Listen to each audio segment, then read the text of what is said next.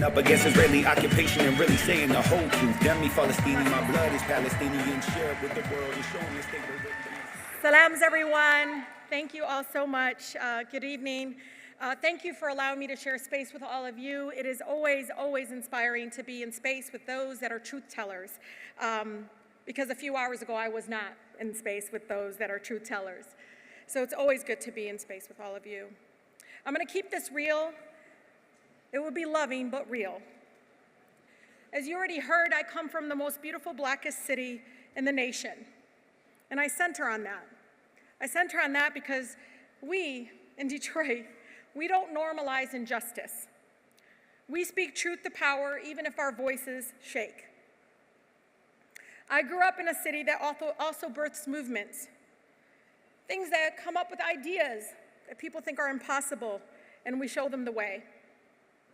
So when they try to normalize oppression in our movement work, the painful dehumanization that continues to happen, Detroit always stands up and says, oh, hell no.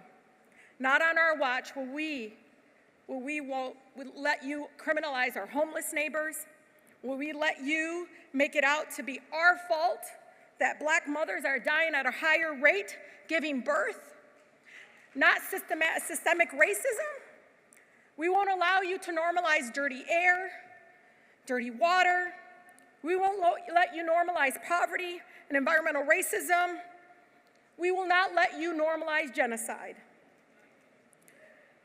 Nor will we let you normalize police violence and murders. So when we say, and we say it from our heart, from Detroit to Gaza, we will fight to end state-funded violence.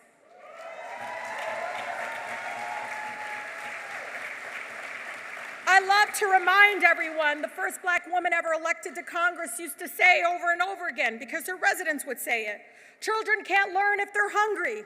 Well, guess what? Children can't learn if they're being poisoned with lead-infested water. They cannot learn if they're being poisoned with dirty air. We stand up in Detroit, and yes, sometimes we shake our heads because it's Detroit, and we say, hands off our bodies, and please, with very much clearness, shut up and leave our LGBTQ plus neighbors alone.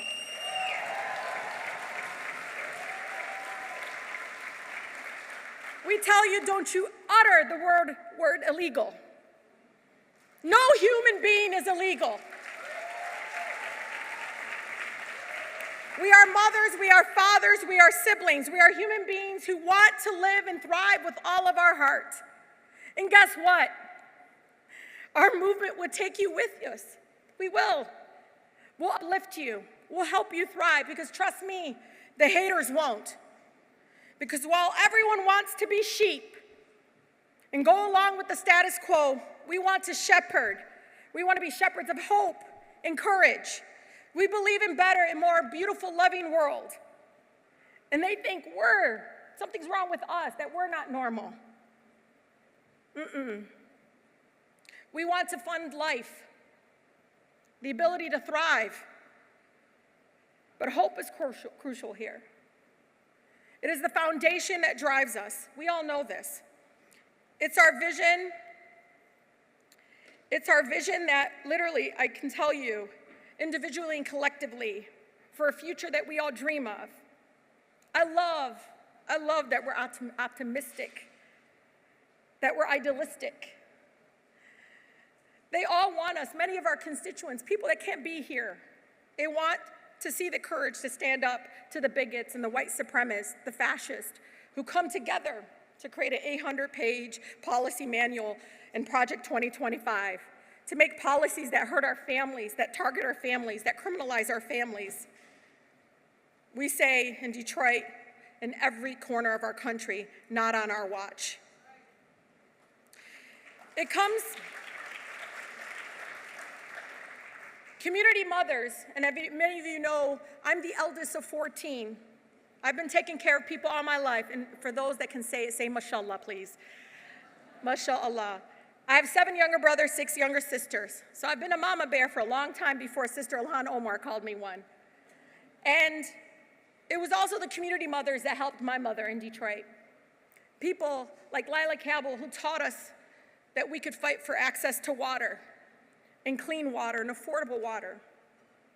But it was also, as a young age, Grace Lee Boggs, who taught many of us young folks, transformative change doesn't come. It's important. It doesn't come from the White House. It doesn't come from Congress. Do you think the President of the United States woke up one day and said, man, Civil Rights Act, that's a good idea? Do you think members of Congress woke up and said, man, the right to organize unions is important? It's when we withheld our labor. It's when we did civil disobedience and marched and built coalitions so they could never ignore us. We moved them. We made them do it. We did. It comes from us. Remember that. Those that are lining the pockets of military contractors, so freaking disgusting, and sending bombs that kill Palestinian children, watch out, because our movement to end this genocide is just getting bigger and stronger.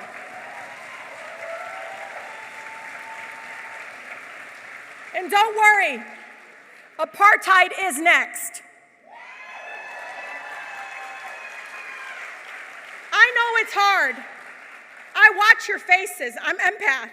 I watch the images as I see you all, some on campuses, some in neighborhoods, some showing up to town halls, demanding my colleagues to be held accountable.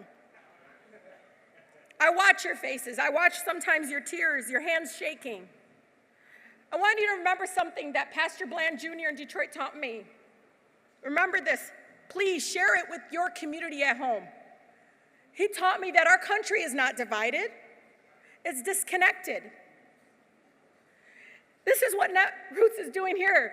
They don't want the same people working for environmental justice to talk to people that are trying to end genocide, to talk to the people trying to end police violence, trying to talk to the people that are trying to end poverty in our country, and so much more. They don't want us working together. They want us to stay disconnected. Our strength comes when we understand that, when we come together and push back and demand these institutions to move towards our will, our base. So when I say we have a right to breathe clean air, I mean from the hills of Appalachia to Detroit to St. Louis. So when they say water is a human right, I remind people over and over again, cutting off water is violence. I don't care if it's in Detroit or in Gaza.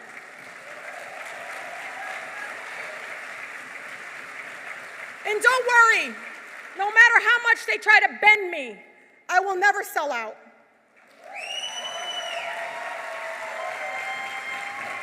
Some of the people that came and spoke to you, Greg, Delia, Corey, when I got censured, they stood by my side, even though 21 Democrats helped the Republicans get it done.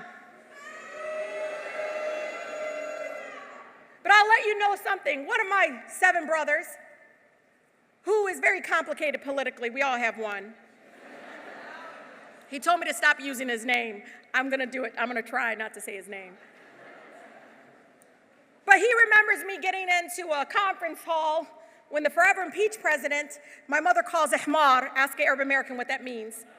She calls him President Ahmar, and I go down there, and it's 12 of us women interrupting his speech while he was a candidate. And one by one, we're getting pulled out. And I just remember this moment, and I like to share it because it's important to know even this member of Congress did civil disobedience. I still do. And I remember, watching every single woman getting pulled out. Of course, my question, I was number 7, I think, was, have you ever read the United States Constitution? You need to read the United States Constitution. He don't care about no Constitution.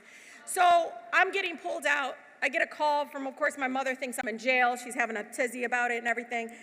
And my brother goes, man, Rashida, I'm so proud of you. I said, what are you talking about? I've done civil disobedience before, which it's not a big deal, Nader. That's his name. And he goes, no, I watched the video.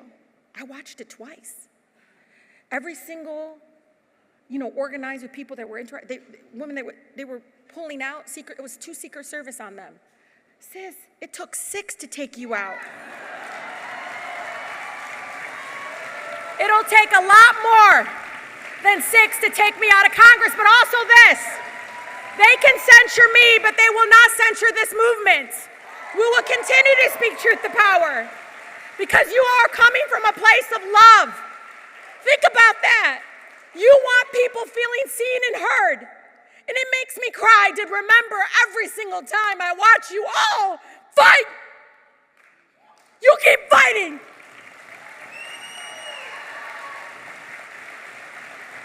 Because that child in Detroit that right now is being poisoned with water because their parents can't afford that filtration, literally being poisoned with lead that's going to stay in their DNA forever.